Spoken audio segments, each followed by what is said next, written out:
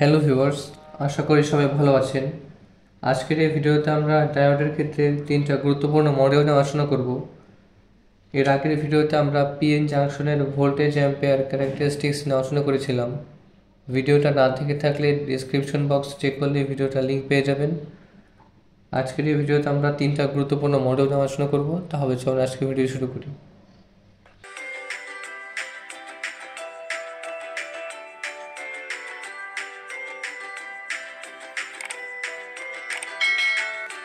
প্রথমে আমরা দেখে নিব হচ্ছে আইডিয়াল ডায়োড।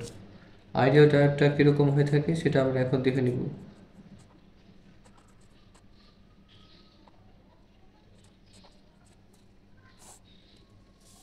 আমরা যদি একটা আইডিয়াল ডায়োড আগে এঁকে নিই,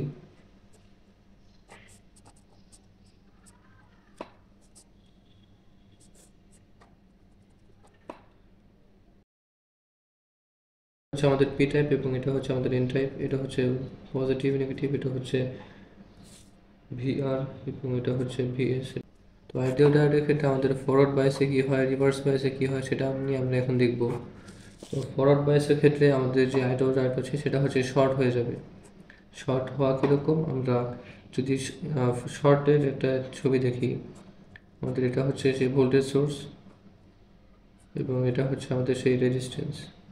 এটা হচ্ছে ভিআর, এটা হচ্ছে পজিটিভ নেগেটিভ এবং এটা হচ্ছে আমাদের ভোল্টেজ সোর্স। তো শর্ট হওয়া মানে কি? শর্ট হওয়া মানে হচ্ছে একটা সিম্পল তার দিয়ে আমাদের যে ডায়োডটা ছিল সেটাকে সরিয়ে দিয়ে আমরা একটা সিম্পল তার দিয়ে একটা কানেকশন দিয়ে দিচ্ছি, এটা হচ্ছে শর্ট করা। তো ফরওয়ার্ড বায়াসের ক্ষেত্রে আমাদের আইডিয়াল ডায়োডটা শর্ট হয়ে যায়, অর্থাৎ diode will be replaced by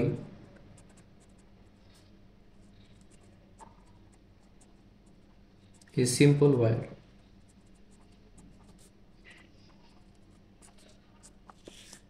তাহলে এখন রিভার্স বায়াসে কি হয়? রিভার্স বায়াসে হচ্ছে আইডিয়াল ডায়োডের ক্ষেত্রে রিভার্স বায়াসে হচ্ছে এটা ওপেন হয়ে যায়। ওপেন হওয়া কীরকম, আমরা যদি ওপেন এর একটা ছবি দেখি, এটা হচ্ছে আমাদের ওপেন একটা সার্কিট। তো এটার ভিতরে হচ্ছে কোনো কারেন্ট ফ্লো হয় না। তো ফরওয়ার্ড বায়াসের ক্ষেত্রে আইডিয়াল ডায়োডে আমাদের হচ্ছে কারেন্ট হচ্ছে কখনো জিরো হবে না, আমাদের যেই ডায়োডের ভোল্টেজ আছে সেটা হচ্ছে সবসময় জিরো হবে।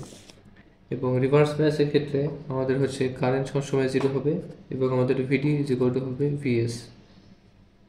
অর্থাৎ আমরা এখান থেকে আমাদের যে ভোল্টেজ সোর্স যেটা থাকবে সেটা হচ্ছে আমরা ভিডিতে পাবো। এটা কীভাবে পেলাম, আমরা যদি রেখে দেখি, এটা হচ্ছে আমাদের ভিডি, এটা হচ্ছে ভিএস এবং এটা হচ্ছে ভিআর। আমরা যদি এই একটা লুপের ভিতরে যদি আমরা দেখি তাহলে আমরা এখানে দেখতে পাচ্ছি এটা হচ্ছে V D plus V R minus V S is equal to zero. তো এখানে হচ্ছে আমাদের এখানে যেহেতু কারেন্ট আই জিরো, তার মানে হচ্ছে এখান থেকে আমাদের যে ভি পাবো সেটা হচ্ছে জিরো। তাহলে এখান থেকে আমরা পাচ্ছি হচ্ছে ভিআর হচ্ছে জিরো। তো এখান থেকে যদি আমরা দেখি আমাদের ভিডি ইজ ইকুয়াল টু ভিএস আসছে, অর্থাৎ আইডিয়াল ডায়োডের ক্ষেত্রে রিভার্স বায়াস আমাদের কারেন্ট ফ্লো হবে হচ্ছে জিরো এবং ভিডি ইজ ইকুয়াল টু হবে হচ্ছে ভিএস। এখন আমরা যদি সিম্পলিফাইড মডেল নিয়ে দেখি,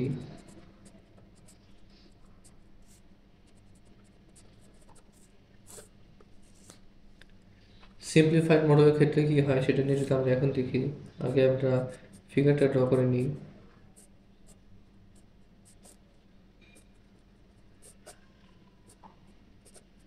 এটা হচ্ছে আমাদের সেই ভিআর, এটা হচ্ছে প্লাস মাইনাস। এটার ক্ষেত্রে ভিআরটা আমরা হচ্ছে সিলিকনের জন্য চিন্তা করছি, এটা হচ্ছে 0.7 এবং এটা হচ্ছে আমাদের সেই voltage source.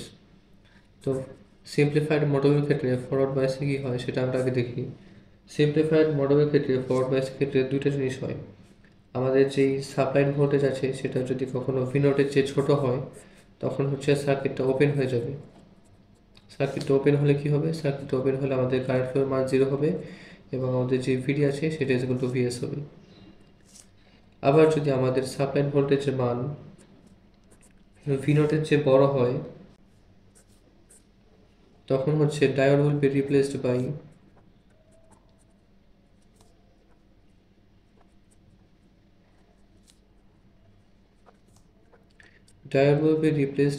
a voltage source, and the value of the voltage source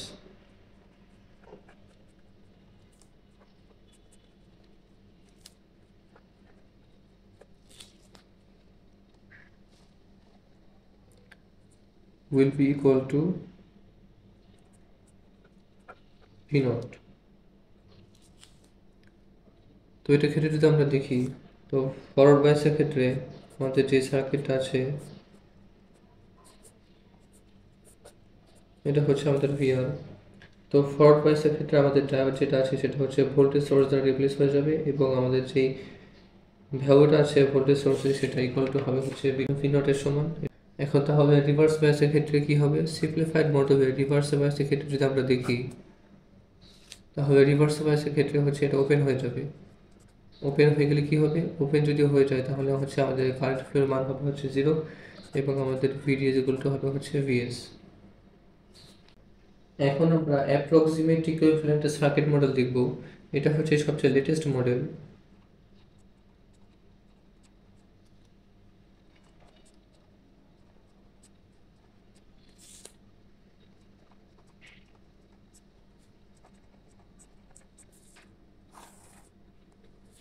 approximate equivalent circuit মডেলের ক্ষেত্রে আমরা হচ্ছে ফরওয়ার্ড বায়াস দেখব এবং রিভার্স বায়াস দেখব। তো আমরা যদি ফরওয়ার্ডের জন্য দেখি আগে,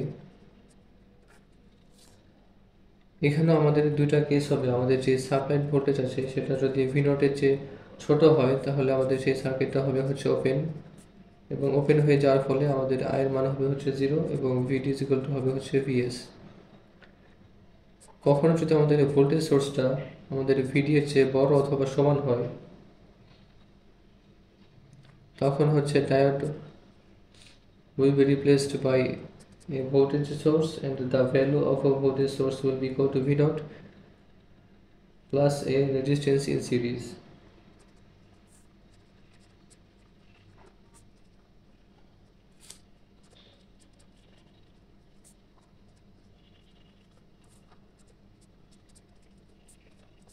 And the value of a voltage source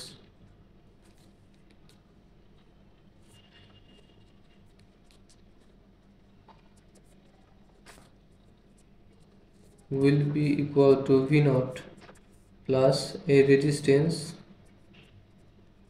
in series.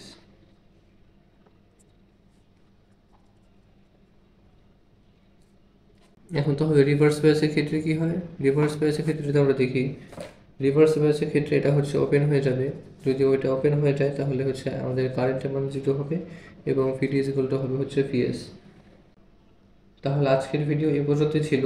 এর পরবর্তী ভিডিওতে আমরা হাফ ওয়েভ ও ফুল ওয়েভ রেকটিফায়ার আলোচনা করব। তাহলে দেখা হচ্ছে সবার সাথে পরের ভিডিওতে। সবাই ভালো থাকবেন।